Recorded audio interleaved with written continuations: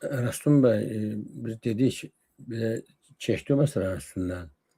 İsrail vətəndaşlarının indiki halda kütləvi surətdə Azərbaycana belə axın etməsi Azərbaycan üçün nə təhlükələr yaradır sizcə? Qurban bəy, çox ciddi təhlükələr yaradır. Birincisi, Azərbaycanlılarda qızıq yaradır bu. Təsəvvür eləyin, Azərbaycanlının şəhidinin ailəsinin, qazisinin, müəlliminin, həkiminin, ziyalısının normal yaşayış şəraiti yoxdur. Və birdən yad ölkədən, dəxli yoxdur, yahudi olmurlar, kim olur olsun. Gəlir, Sibris kimi bir yerdə özünə gözəl mənzillər alır, müasir, hər şeylə təhsiz olunur, qumarxanaya qədər, orada əyyaşxanalar açır, Azərbaycanlı, üzr istəyirəm hər kəsdən, qadınlar olaraq xidmət göstərir. Bu, dəhşətli bir nifrət yaratma mənbəyidir. Birinci təhlükə budur. İkinci təhlükə odur ki, biz hələ bilmirik, bu nə dərəcədə mütəşəkkil bir köçdür. Bu, hansı qüvvələr, kimlər tərəfindən tənzimlənir? Məsələn, bunu İsrail hökuməti eləyirsə, arxasında durubsa, bu artıq Azərbaycana ciddi bir təhdiddir. Çox ciddi bir təhdiddir. Azərbaycanın təhlükəsizliyinə. İcazə versəniz, mən bu arada bir fikrim var mənim. Əziz vətənlər, yəqin bizim kanalı ardıcıl izləyənlər bir şey hiss eləyibdir ki, mən neçə ildir, necə ki 98-ci ildə məhkəməndə PKK ilə bağlı xəbərdarlıq eləmişdim. Neçə ildir mən Azəfedim kanalında tez-tez Xəzər xaqanatlığı haqqında danışıram. Tez-tez xatırladıram onu. Ki, belə bir dövlət var idi. O dövləti də bizim babalarımız qurmuşdular, türklər qurmuşdular. Çox böyük ərazini əhatə eləyirdi. 7-10-cu əsrlərdə cəmi 300 il yaşadı və o dövlət dağıldı, tarixdən silindi.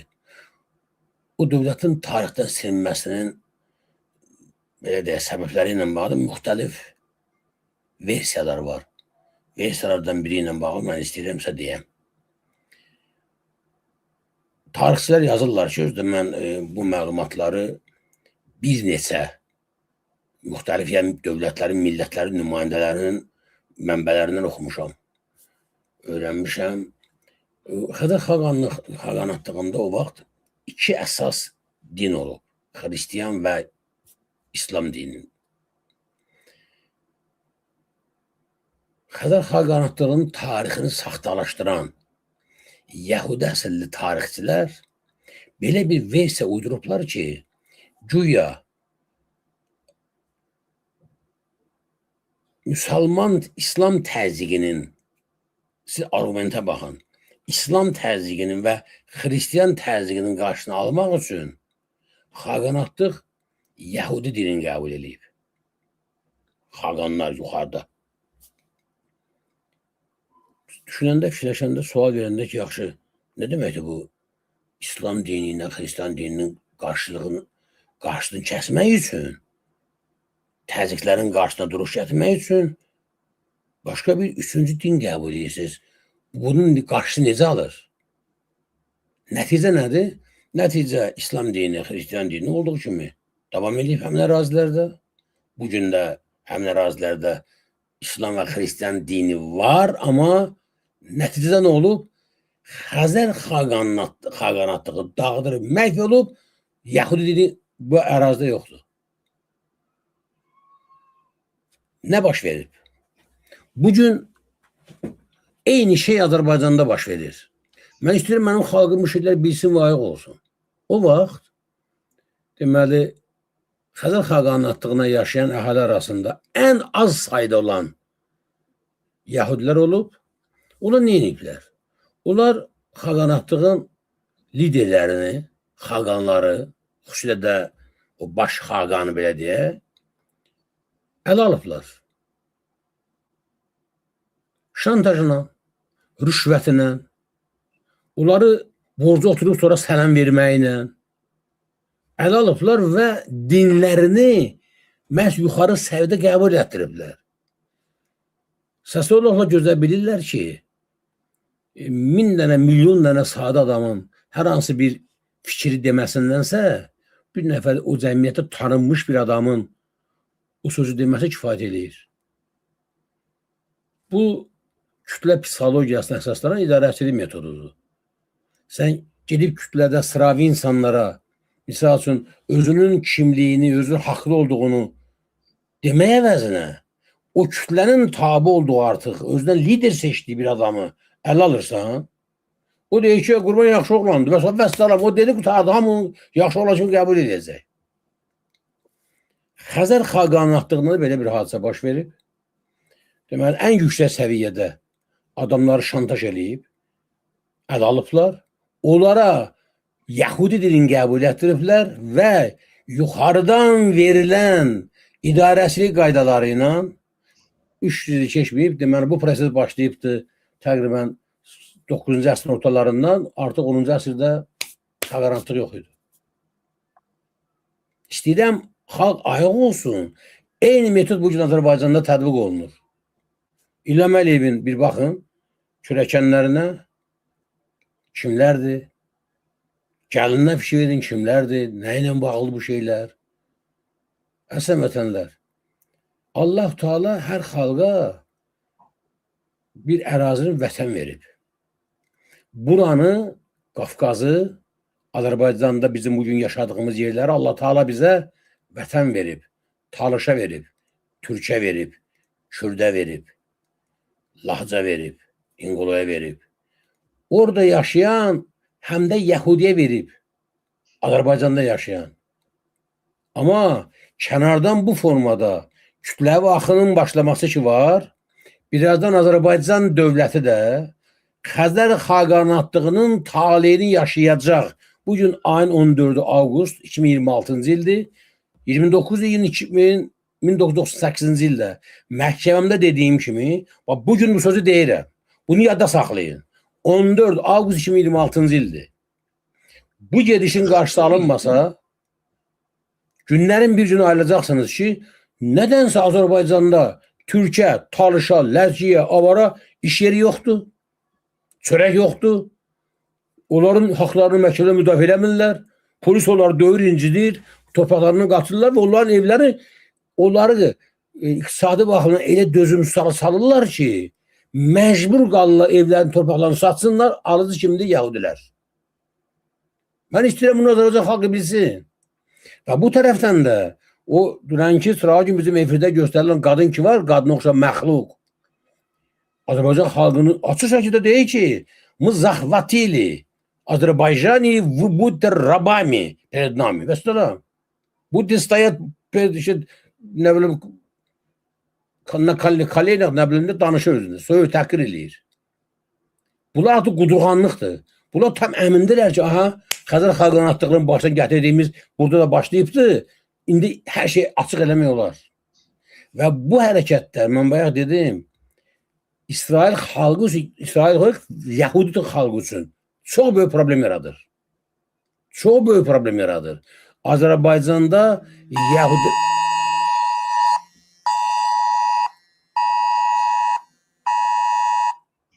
Başa düşmədim, bu nədir belə? Yəqin nəsə baş verib, ya havada kəskin dəyişiklik olur, ya nəsə.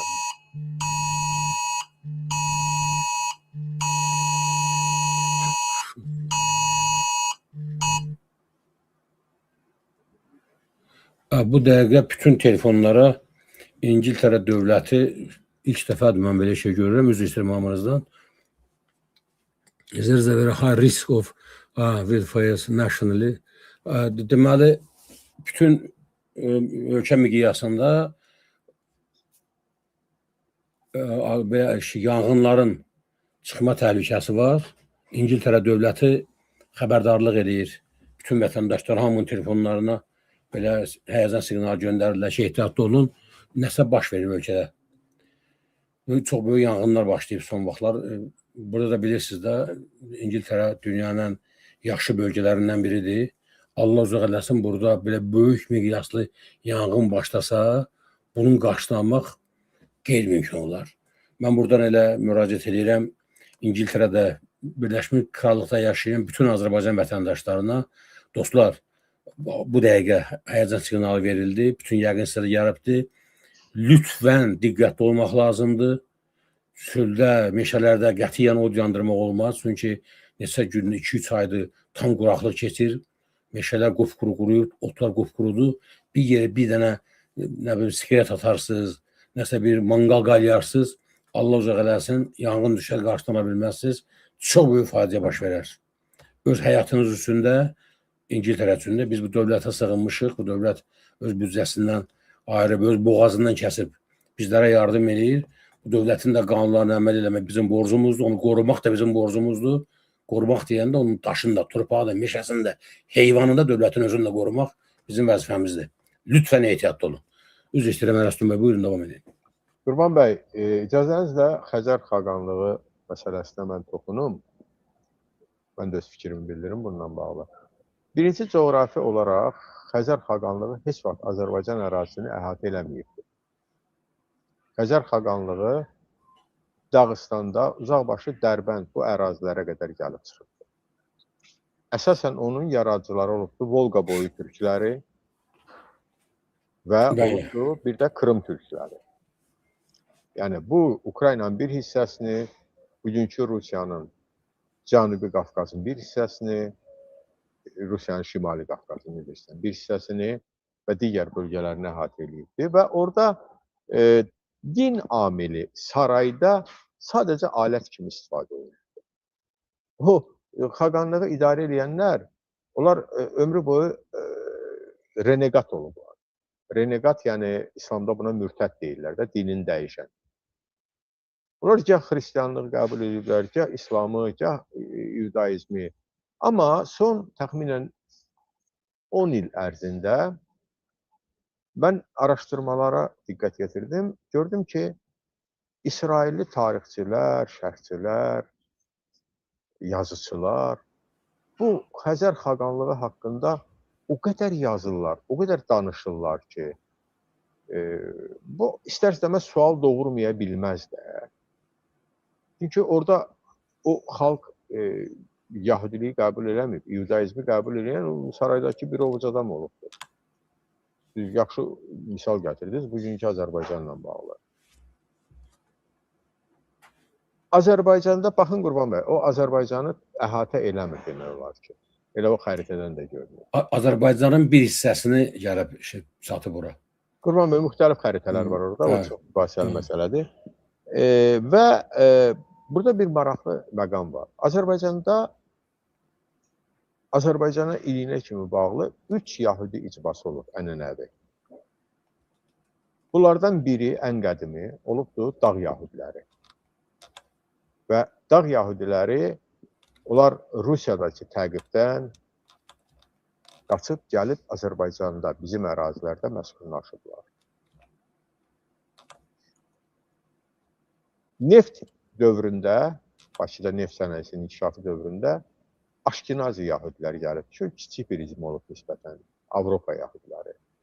Və ondan sonra da bir hissə Gürcü Yahudiləri deyilən o qrupdan olubdur. Və indi çox maraqlıdır. Azərbaycanda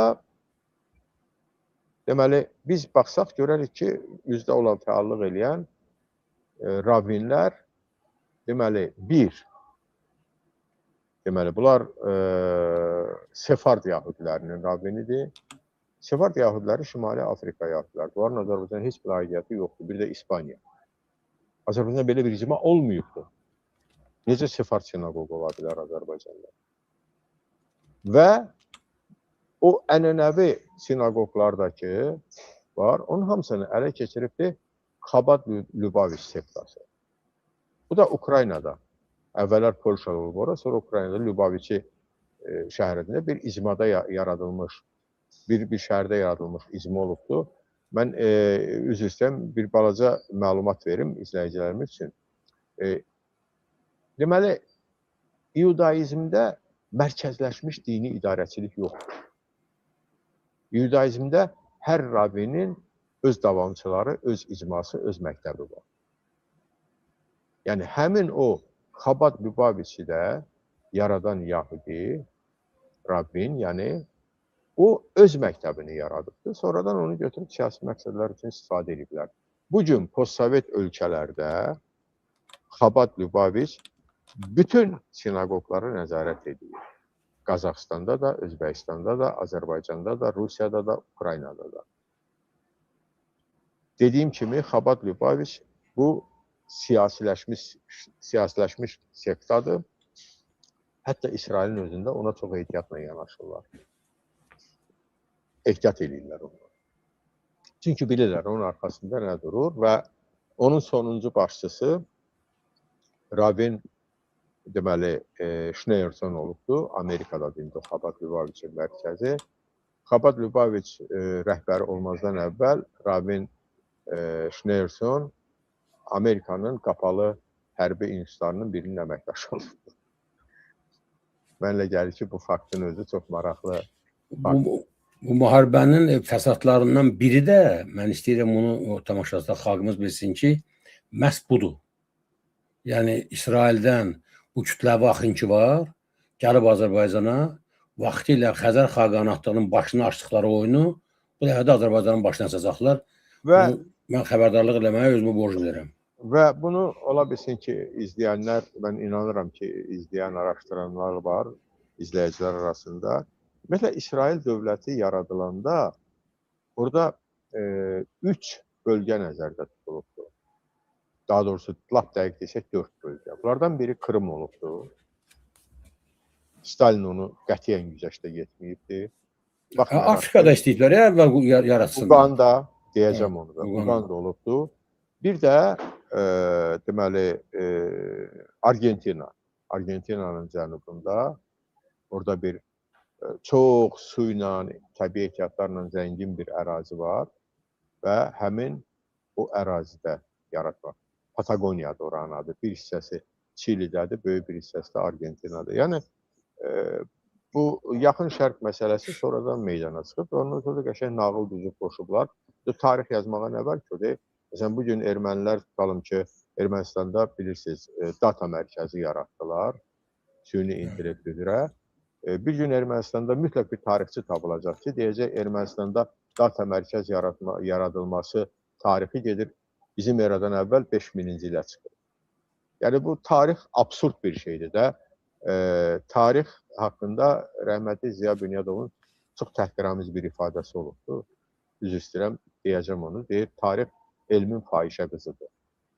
Çox təəssüf ki, tarix bu cür istismar olunur. Bizim tariximizi silirlər yaddaşımızdan, bizə saxta tarix sırayırlar, başqaları özünə sərf edən yeni tarix yaradır və s. və s. və s. Ona görə mən düşünürəm ki, biz hər mənada bütün bugün dünyada baş verənləri nəzərə almalıyıq ki, Azərbaycanın başına fəlakətlər gəlməsin. Azərbaycanın başında bir fəlakət var, bu Əliyev rejimidir.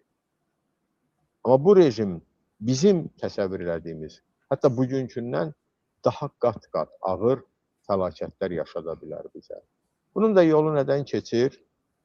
Bunun yolu vətəndaş fəallığından keçir. Bunun yolu insanların öz taleyinə və öz ölkəsinə sahib olmaq iradəsinin, istəyinin olmasından keçir. Nə qədər ki bu iradə yoxdur, nə qədər ki bu istək yoxdur, qalan bütün məsələlər hamısı bax belə müxtəlif mövzularda baş qatmaqla keçəcəkdir. Bugün Azərbaycanda yeri gəlmişkən bu yad müdaxilələrin ən ciddi fəsadlarından biri də Azərbaycanda demək məzhəblər arası və etnoslar arası konfliktlərin yaradılması ola bilər. Onu qəsdən edirlər. Rəstum bəy, mənim üçün maraqlıdır ki, bu indi Yəhudi millətinin nümayəndəsində olan bu adamlar ki var, danışırlar. Mən bir dənəsi də verəcəm, siz xahiş edirəm, baxın.